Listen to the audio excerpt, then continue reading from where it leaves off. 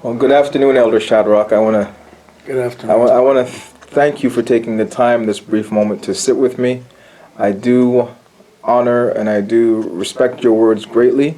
There's one thing that's been on my mind of recent, but one thing I do want to say is that the words that you speak are very endearing to me, and one of the phrases that you use most commonly and that I've always held on to, and that is, you always say, prepare for the worst, hope for the best, and let the God of Israel do the rest. True. And those are words that I take with me, and I use those as words moving forward. With that being said, there have been a lot of people where I work that I'm in connection with. I see this almost everywhere as well too, and that is our people are on this go back and move back to Africa, specifically Ghana, of all places, to look to that place as our root and our home. And one thing that I've always learned from you and learned as well too is that going back and moving backwards and spiritually moving backwards is something that has never been a positive for us. So if you can touch on that subject matter, I would love to hear your thoughts on the matter, Elder.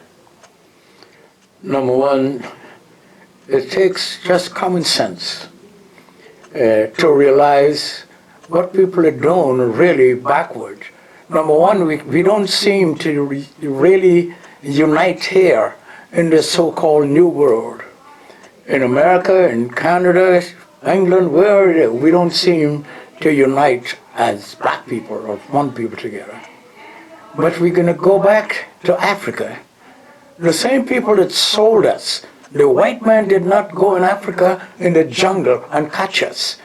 I am seeing people getting emotional about going down in the dungeon, the door of no return, and all that, and they're crying, and they come back up and saying, I'm not going back to the United States. That is so ridiculous. How did you get to the door of no return? Somebody had to get you. It's not the white man. Mm-hmm. It is not the white man. Your own people that you come in now you want to unite with, is their foreparents, so your foreparents. And the white man bought you because you were a commodity, because they made you a commodity. So why would you want to go back there?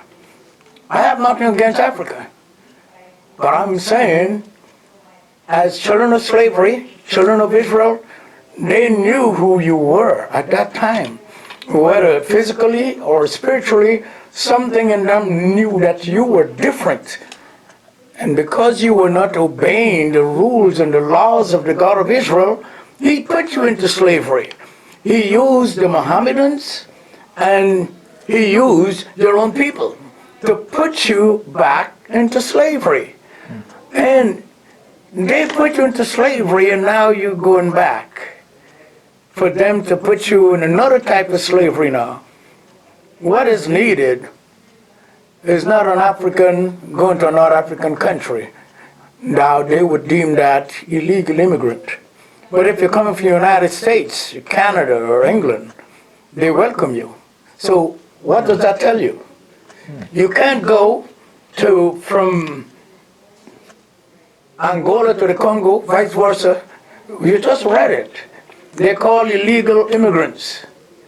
You can't go from one African country to the other and be accepted. But if you come, therefore it is telling you about your identity. You are different. We're not Africans. We believe that we're Africans, but we're not. We come from another country and pass through Africa.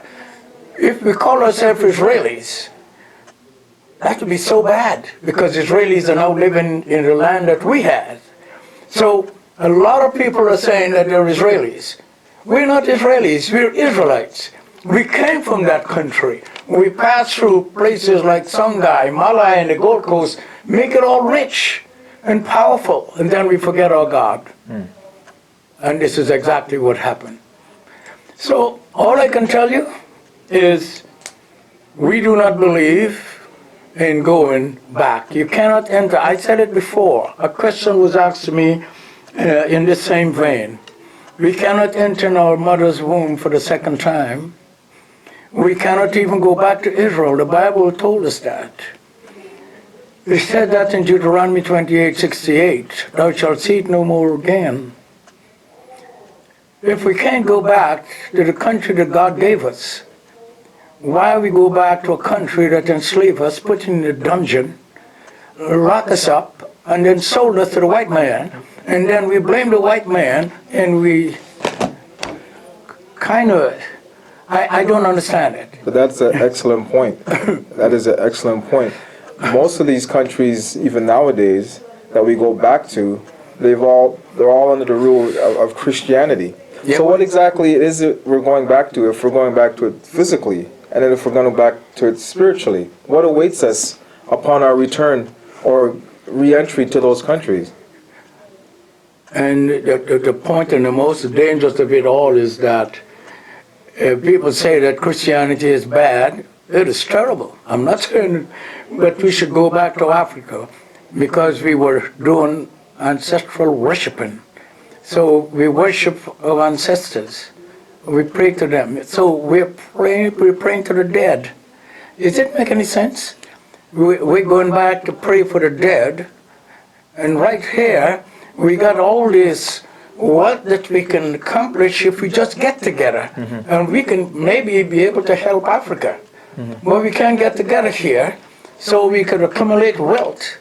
And don't tell me when one man built a studio, don't talk about slavery because we're rich now. That's one man.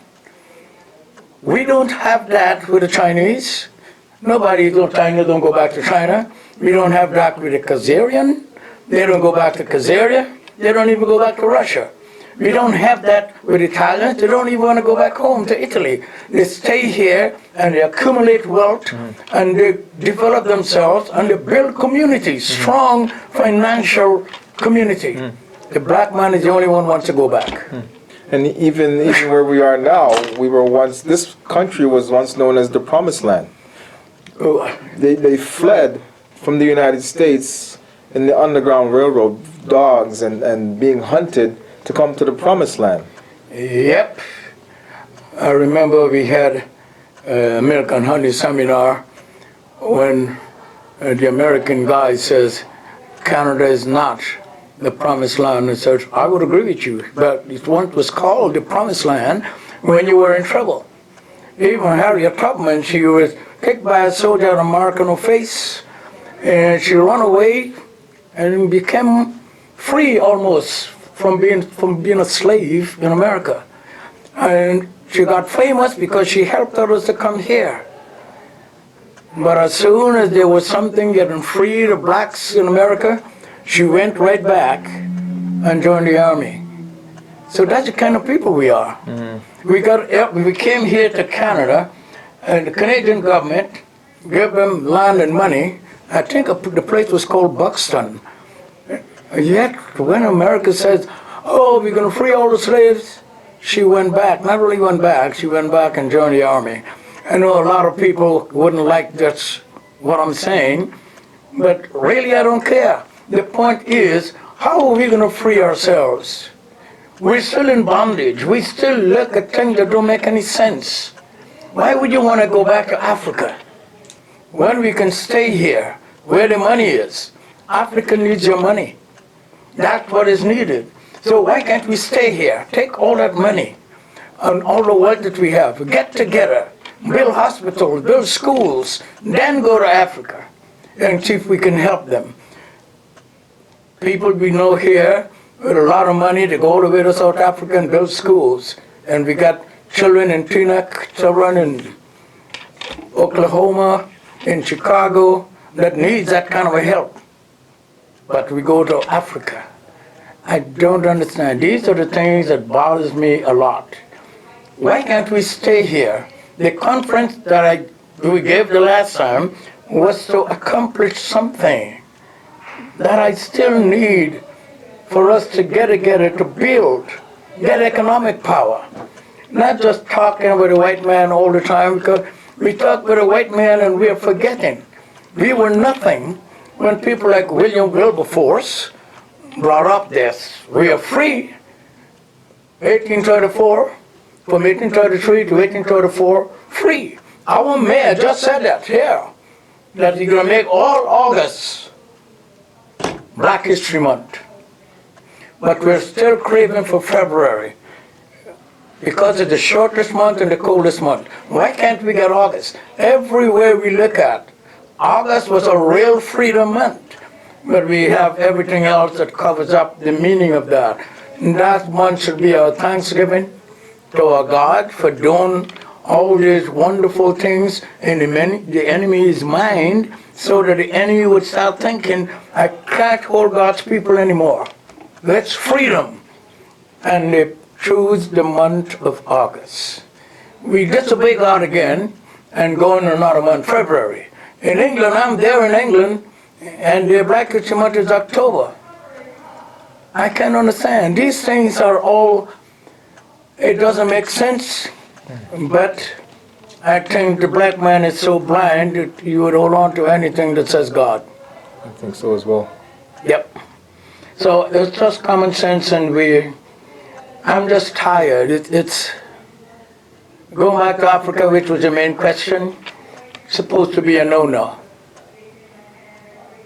How are we going to go back to people who helped to enslave us? And you blame the white man. That is what I can't get accustomed to. We just had a few weeks of Voodoo Festival. You can say that's our culture. It's not mine. I'm serving the living God. I don't need to serve the dead. And this Voodoo Festival was held in Ghana. It was held in Ghana. So it's something that we should all look at carefully. If we have any eyes to see and ears to hear, and understand where we want to go. Do we want economic power right here so we can bond together and we can build hospitals and schools and get our own grocery stores and do that? Not wait till one man got a shoot on you. You talk about this man is so powerful. He's one black man. The Khazars, they would have everything. They don't do one person. What about the people? We are in prison. We can't vote. We can't do anything. We're under some lock and key. We can't move. And most dangerously, we kill each other. And then we blame the white man. It doesn't make sense, but it's a type of world. I mean, I keep saying all the time, Moses failed. Jesus failed when the white man says, I find no fault in him. The black man says, crucify him. So what are we going to do? It's very hard knowledge, but it's the truth. I think that's the most important thing. Yep. So, I thank you very much. I hope I answered your question. You did, Elder, as always. Thank you so much for your time. Okay.